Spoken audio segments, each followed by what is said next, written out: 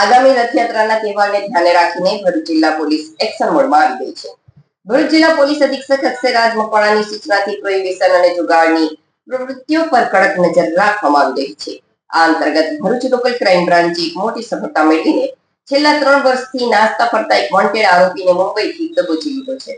Bharuch એલસીબીના police inspector એમ પીવાળાના માર્ગદર્શન હેઠળ નાસ્તા ફરતા આરોપીઓને પકડવા માટે અલગ અલગ ટીમો બનાવવામાં આવી હતી. આ દરમિયાન પોલીસ સબ ઇન્સ્પેક્ટર એવી રિયાડિયા અને તેમની ટીમને ટેકનિકલ સર્વેલન્સ અને ચોક્કસ બાતમી મળી હતી કે અંકલેશ્વર જીઆઈડીસી પોલીસ સ્ટેશનના પ્રોહિબિશનના ગુનામાં છેલ્લા 3 વર્ષથી વોન્ટેડ આરોપી મુંબઈમાં તેના ઘરે છુપાયેલો છે. બાતમી મળતા જ એલસીબીની એક ટીમ તાત્કાલિક મુંબઈ રવાના થઈ હતી. મુંબઈમાં આરોપીના ઘરની આસપાસ વોચ ગોઠવીને આખરે ભરતભાઈ સુરેશભાઈ પેડનેકરને તેના ઘરેથી ઝડપી પાડવામાં આવ્યો હતો. પ્રાથમિક પૂછપરછમાં આરોપીએ પોતાના ગુનાની કબૂલાત કરી છે, જેથી તેની ધરપકડ કરી ભરૂચ એલસીબી કચેરી ખાતે લાવી આગળની કાયદેસરની કાર્યવાહી હાથ ધરવામાં આવી છે.